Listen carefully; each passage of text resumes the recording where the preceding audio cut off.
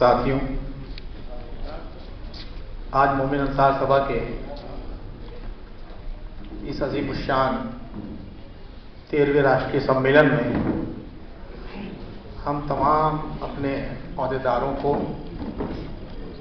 सरपरस्तों को, साथियों को, सदस्यों को और जो जहाँ है वहाँ से हम लोग के लिए जो लोग दुआ करते हैं उन सबको इसकी मुबारकबाद देते हैं।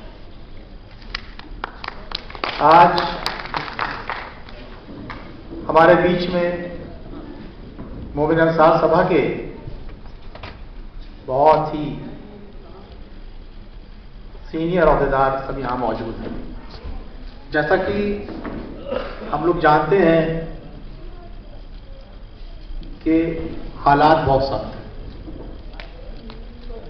प्रदेश में और देश में। हालात सख्त, धर्म की राजनीति की बात नहीं कर रहा हूं, बात कर रहा हूं रोजगार की, बात कर रहा हूं उन लोगों की जो आज दो वक्त की रोटी के लिए बहुत ज्यादा परेशान है। साथियों, आज हमारे बीच में लगातार इतने सालों से ये 13वां सम्मेलन है और हमारे दूसरे प्रदेशों के अध्यक्ष बिना एब्सेंट रहे सम्मेलनों में शामिल होते हैं। ये इस बात की नज़ीर है कि हमारी मोमिन अंसार सभा में जितने भी अहदेदार हैं बहुत ही मुखलिस हैं। वो कुर्बानियां दे रहे हैं अपने वक्त की, जो वक्त परिवार में देना है वो आज समाज के लिए देते हैं, अपने पैसे की, ज़र व माल की कुर्बानियां दे रहे हैं। ऐसे हमारे सभी अहदेदार हैं। मैं मुबारकबाद देता हूं अपने उन सब अहदेदारों को। साथियों, हमारे बीच में आज उत्तराखंड के हमारे प्रदेश अध्यक्ष ज़हीर आलम साहब आए हैं। आप लगातार सम्मेलनों में शामिल होते हो, ये जिम्मेदारी है, वो कोई एहसान नहीं है, लेकिन वो जिम्मेदारी को वो समझते हैं, इस बात की मुबारकबाद दे रहे हैं। हमारे बीच में मध्य प्रदेश से हाजी रिजवान अहमद साहब तशरीफ लाए हैं, मैं उनको मुबारकबाद देता हूं। हमारे बीच में महाराष्ट्र के प्रदेश अध्यक्ष खलील अंसारी साहब हमारे बीच में हैं, मैं उनका भी खैर मकदम करता हूं। और इसी के साथ हमारे उत्तर प्रदेश के प्रदेश अध्यक्ष हाफिज रफीक अहमद साहब यहाँ हमारे शाना बशाना रहते हैं, वो हमारी सरपरस्ती भी करते हैं, हमको दुआएं भी देते हैं और हमारा साथ देते हैं। इसी के साथ हमारे बीच में मोमिन पठान सभा के प्रदेश अध्यक्ष कबीर खान साहब, मोमिन हलवाई सभा के प्रदेश अध्यक्ष मोहम्मद सुलेम साहब, मोमिन कसगर सभा के प्रदेश अध्यक्ष अनीस कसगर साहब, मोमिन साहिद अदब सभा के प्रदेश अध्यक्ष रहमत लखनवी साहब, मोमिन अदीब वक्ता सभा के प्रभारी अब्दुल रशीद साहब और प्रदेश अध्यक्ष हमारे इसरार अहमद एडवोकेट साहब, मोमिन प्रबुद्ध सभा के प्रदेश अध्यक्ष जिनकी अभी आपने स्पीच सुनी ज़ियाउद्दीन अंसारी साहब, हमारे बीच में डॉक्टर इश्तियाक साहब जो हमारे प्रदेश के मंत्री भी हैं और बिजनौर के प्रभारी भी हैं। इसी के साथ शमशुल कमर साहब हमारे मंडल अध्यक्ष बरेली, जो भी लंबी बीमारी और बहुत सख्त बीमार थे, उसके बाद वो आज यहाँ मौजूद हैं हमारे बीच में माशाल्लाह। हमारे मंडल अध्यक्ष नवाब अंसारी साहब, उनके साथ शौन अंसारी साहब और नगर अध्यक्ष उनके शदाब अंसारी साहब। इसी के साथ हमारे बीच में हमारी राष्ट्रवादी जन समाज पार्टी की प्रवक्ता डॉक्टर अर्चना छाबड़ा जी, हमारे प्रदेश के वरिष्ठ उपाध्यक्ष मेराजुद्दीन अंसारी साहब, हमारे पूर्वांचल के प्रदेश अध्यक्ष या प्रभारी मैनुद्दीन अंसारी साहब, मोमिन अंसार सभा के मध्य के प्रदेश अध्यक्ष शाकिर अली अंसारी साहब, और यहाँ पर बहुत सारे नाम हैं जिनको अगर हम लेंगे तो बहुत वक्त निकल जाएगा। साथियों, तो मैं कहना चाहता हूं कि ये लोग अपना वक्त लगा के उस कौम की खिदमत कर रहे हैं, जो आज सब यहां आए हैं। लेकिन मैं इससे एक बात जोड़ना चाह रहा था, अभी जो शुरुआत की थी कि प्रदेश के हालात बहुत सख्त हैं। लोग यहां लाखों की तादाद में आना चाहते हैं, लेकिन उस मजबूरियों को मैं आपके सामने रखना चाहता हूं। चूंकि तमाम हमारी ये बिरादरियां हुनर से जुड़ी हुई हैं। ये अपने काम में अगर 300 और 400 रुपए का काम करती हैं तो परिवार चलाती हैं। लेकिन मोमिन अंसार सभा से ये सारी कौमें दिल से जुड़ी हुई हैं, जो हर वक्त वो सोचती रहती है कि उसने क्या, मोमिन अंसार सभा ने क्या फैसला किया है, हमें क्या करना है, और आपका एक फैसले पर वो फैसला लेती हैं। इस बात को मैं बहुत ही पुख्तगी से कहना चाहता हूं। और आज हमारे मोमिन अंसार सभा के लाखों लोग, या कह सकते करोड़ों लोग जो जहां भी है, लेकिन मैं ये कहना चाहता हूं, वो बहुत ही मजबूती से और जिम्मेदारी से कह रहा हूं कि जो लोग भी अपने घरों पर हैं, लेकिन वो घरों पे तो हैं, लेकिन उनके दिल यहां लगे हुए। हम कह सकते हैं कि उनके दिल यहां पे हैं। बहुत लोग सोशल मीडिया पे जान रहे होंगे कि आखिर क्या हो रहा है। ठीक है, दिल महसूस के बैठे होंगे, अफसोस कर रहे होंगे काश हम भी वहां होते। मैं ये बात शेयर करना चाहता हूं, मेरे सारे अहदेदार यहां पर हैं, उनके सामने मुझे बात रखने में कोई परेशानी नहीं है। ये मेरा परिवार है। कितने फोन आए, अध्यक्ष जी हमारे क्या से लोग आना चाहते हैं, आप जो है कुछ बसों का तो अगर कुछ हो जाता तो हम लोग बहुत बड़ी तादाद में आना चाहते हैं, चाहे वो हमारा उन्नाव हो, चाहे हमारा सीतापुर हो, चाहे हमारा बाराबंकी हो, और चाहे पूर्वांचल हो, और चाहे पश्चिम के अंदर मेरठ हो, और चाहे बिजनौर हो, कहां से सारे लोग आने को तैयार रहते हैं। पर साथियों, एक परेशानी है। परेशानी यह है कि जब ये काम बहुत मुश्किल नहीं है, लाखों की तादाद इकट्ठा की जा सकती है, लेकिन उसके लिए हम लोग को एक सिस्टम बनाना होगा। वो कर सकते हैं हम लोग, लेकिन मजबूरी क्या है? मजबूरी ये है कि जब मोमिन कॉन्फ्रेंस पुरानी हुआ करती, जब वो खत्म हुई, तो उसके बाद हमारे क्या 2010 से पहले एक लंबा वक्फा ऐसा आ गया बीच में कि कोई भी सोशल ऑर्गेनाइजेशन वर्किंग में नहीं था। जो बीच का वक्फा था, जो हमारी कौम के लोग काम करना चाहते थे, जो खिदमतगार थे, जिनका दिल सुकून तब पाता था जब दो किसी की मदद कर देते थे, उन्हीं ने सोचा कि हम क्या करें। तब वहां पर क्या हुआ, हमारी कौम के पसमानदा कौम के लोग जबरदस्त आडंबर में उलझ गए। उनको बता दिया गया कि ऐसा है, तुम यहां आकर खिदमत कर लिया करो, तुम यहां हाजिरी लगा दिया करो, तुम यहां आपका जो इकराम अंसारी साहब राष्ट्रीय महासचिव कह रहे थे, जो 40,000 करोड़ ज़कात का पैसा, और आज भी हम पढ़ाई से महरूम,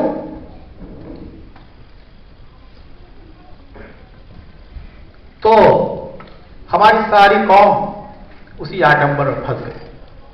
उन्हीं ने माना वही हमारे घरों के फैसले करने लगे बहरहाल।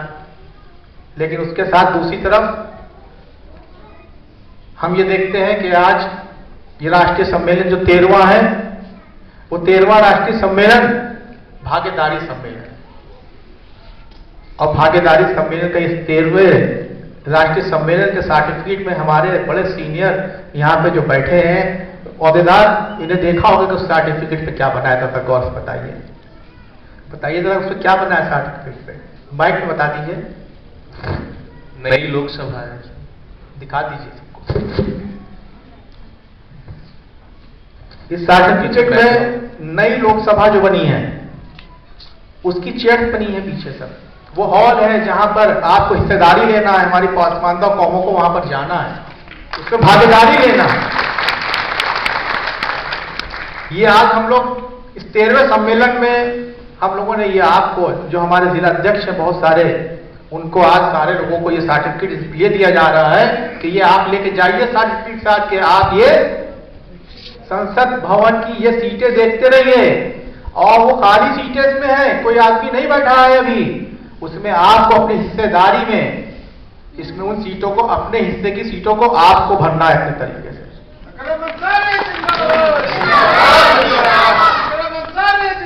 साथियों, जैसे कि आप ये जानते हैं कि हमेशा से 70-75 साल से हमारे लोग पसमानदा के नाम पर इस्तेमाल होते रहे कि हम तुम्हारे लिए ये करेंगे, वो करेंगे। हम लोग भी हमेशा मांगते रहे हैं, कभी किसी पार्टियों से मांग रहे हैं, कभी किसी समाज से, कभी कुछ कह रहे हैं, अरे मंत्री जी आप, नेताजी आप। एक आदत बनी 75 सालों में, और लोगों ने हमेशा ये कहा, हाँ मैं तुम्हें ये दे रहा हूं, ये दे रहा हूं, तुम मेरे साथ ऐसे लगो, और हम लोग वोट देते चले गए। तो उन 75 सालों में हम लोगों को सिर्फ ठगने का ही तो काम हुआ है। हमारे डॉक्टर इश्तियाक साहब भी बता रहे थे, जियाउद्दीन साहब भी बता रहे थे, इकराम अंसारी साहब भी बता रहे थे, सबकी फिक्र यही है। तो हम लोगों को जो लोग ठगते थे, वो क्या किया उन्होंने कि हर बार हर राजनीतिक पार्टी का आप जितने लीडर देख लीजिए, चाहे मौजूदा सरकार हो या पहले की भी जो गवर्नमेंटें रही हो, उसके अंदर हमारी कौम के रबर स्टैम्प यानी मुखौटे पसमानदा समाज के बनाए जाते थे।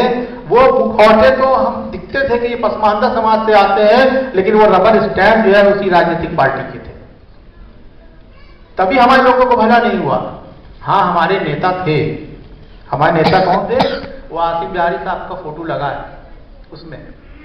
आसिफ बिहारी साहब जब जो है पार्टीशन हो रहा था, तो गांधी जी ने बुला के उनसे कहा था कि तुम लोग माइग्रेट ना करो, पाकिस्तान ना जाओ, नहीं रुको, देखो एक रोटी है, आधी तुम खाओगे, आधी हम खाएंगे। तो वो कौम आज भारत के अंदर रुकी।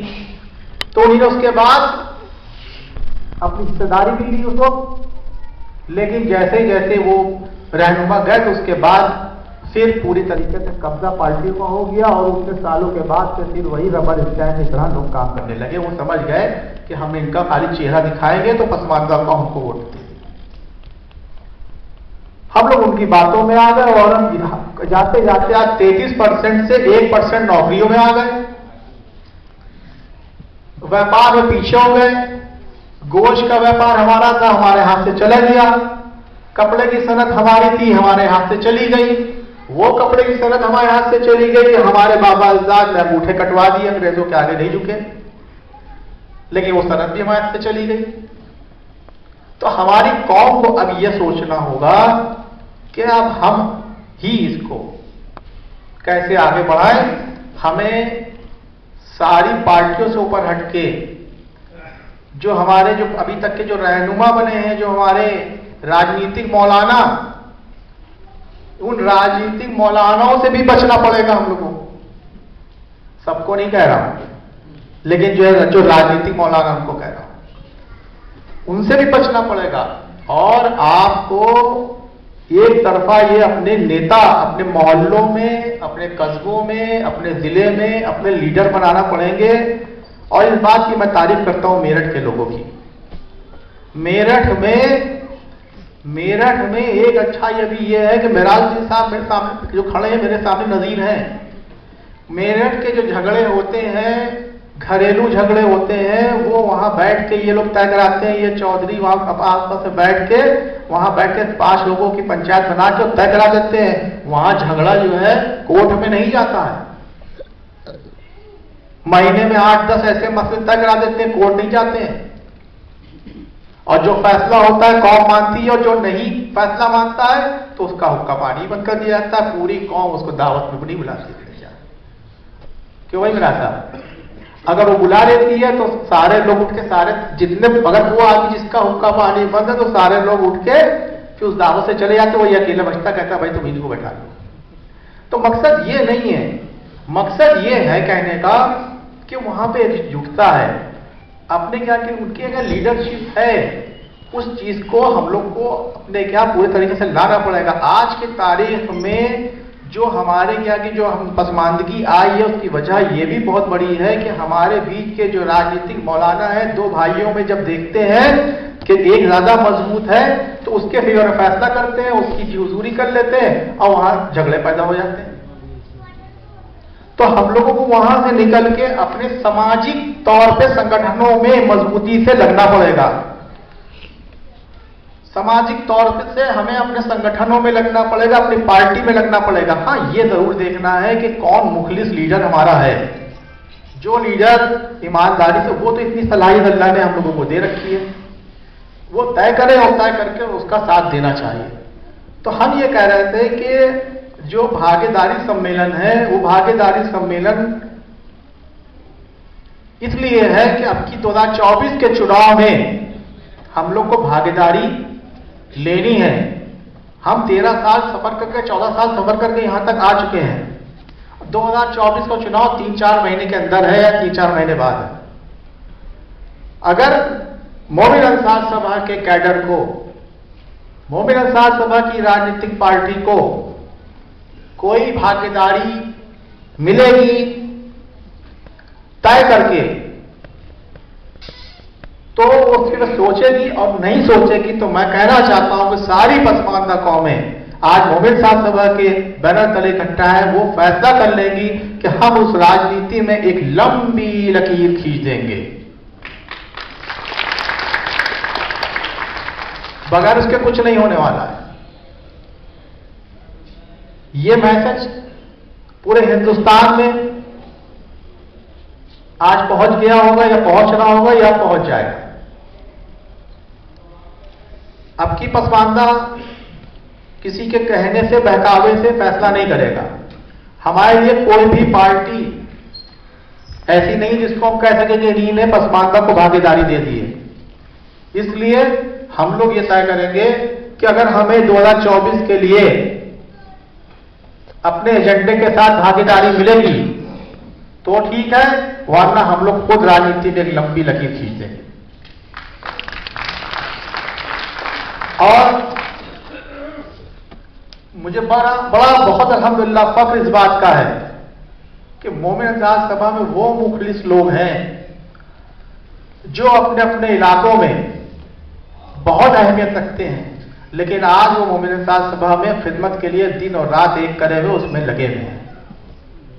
साथियों, जब 13 साल पहले, 14 साल पहले हम लोगों ने जब ये कारवां शुरू किया था, तो अंसारी समाज ने इस कारवां को शुरू किया था। लेकिन पहले दिन से कहा था, जैसा कि तराने में भी है, कि रब के फरमाबरदार हैं मोमिन अंसार। तो जब रब के फरमाबरदार हैं तो हम लोग कुल इंसानियत की बात करते हैं। सारे लोग मोमिन तो हैं, लेकिन पूरे जितने भी इंसान हैं और सबकी हम लोग बात करते हैं। इसलिए इस एजेंडे के साथ हम लोग का कारवां आगे बढ़ रहा है। ये ऐसे ही इंशाअल्लाह तेजी बढ़ेगा। और मुझे इस बात का बहुत ही इत्मीनान है और बहुत सुकून है कि इस सख्त हालात में मैं जानता हूं कि आप दूसरे संगठन देख लीजिए, किसी के सम्मेलन कहीं हो नहीं रहे।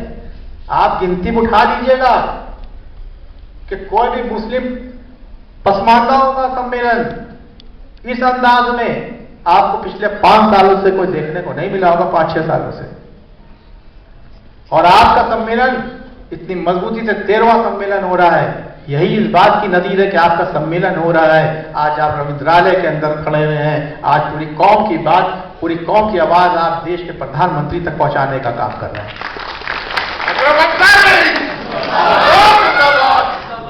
साथियों, हमारे बहुत से वक्ता जो बात कहते हैं, असल में उनका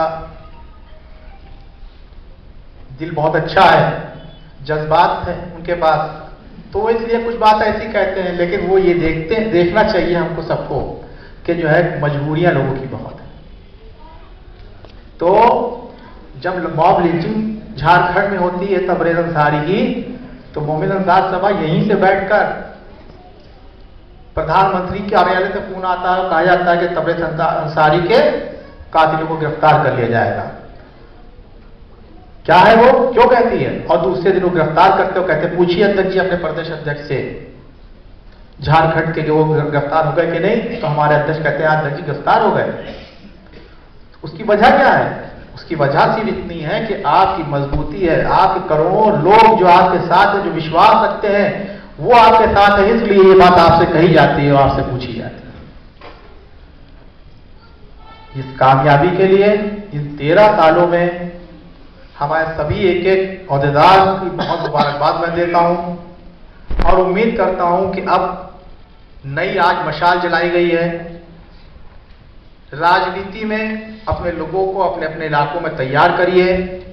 जो सभासदी के लिए चुनाव लड़े उसका समर्थन करिए, उसको नेता लीडर पैदा करिए, उसको लड़वाइए, मंडल में लेके आइए, जिले में लेके आइए, विधायकी की तैयारी अभी से कराइए और खास करके लोकसभा की तैयारी अभी से करना शुरू कर दीजिए। क्योंकि इतना बड़ा कैडर किसी का नहीं है जो कैडर आपका है। तो इसी के लिए आज इतनी दूर से हमारे साथ इतने लोग साथी आए हैं।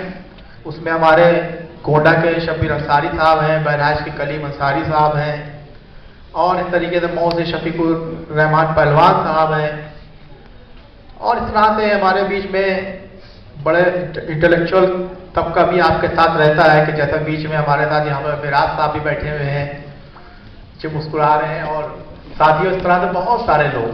तो हम लोगों को मजबूती के साथ बस एक मिशन के साथ आज यहाँ से उठना है। वो मिशन ये है कि हमें 2024 पे अपने हिस्से पे अपनी भागीदारी लेना है। दूसरी तरफ हमारे बीच में हमारे अय्यूब अंसारी साहब जो जालौन से तशरीफ लाए हैं, उन्हीं ने अपने जो फिक्रों के मसाइल रखे हैं सामने, और इसके अलावा मोहम्मद अली साहब को मुबारकबाद जो सहारनपुर से आए, उन्हीं ने वहाँ पर अपने क्या जो कब्रिस्तान की ज़मीन का मामला रखा है। इंशाअल्लाह मैं यहाँ के मंच से कह रहा हूँ कि वो अल्पसंख्यक अधिकारी को बहुत जल्द हटवाने का काम करते जाएगा।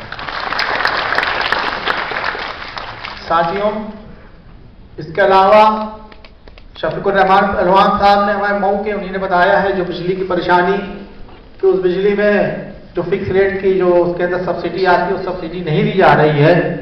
उसके 400 रुपए से 800 रुपए करने का प्लान है, और लाखों रुपए बुनकर का कर्जा अभी भी बिल दिखा रहे हैं, दिखा रहे हैं। तो उसके ऊपर भी हम लोग कहेंगे, अपनी बात सामने रखेंगे, इसके लिए आवाज उठाई जाएगी। और रही बात 343 की जो बात कही जा रही है, वह आर्टिकल 341 की, तो वो हम लोग की पहली मांग है।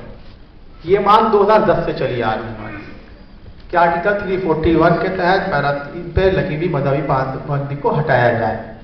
वो हम लोग लगातार धरने प्रदर्शन झूलेलाल पार्क में और कहाँ धरने प्रदर्शन करते रहे हैं, और लगातार 10 अगस्त को ज्ञापन प्रधानमंत्री जी को भी भेजते हैं, हमेशा आवाज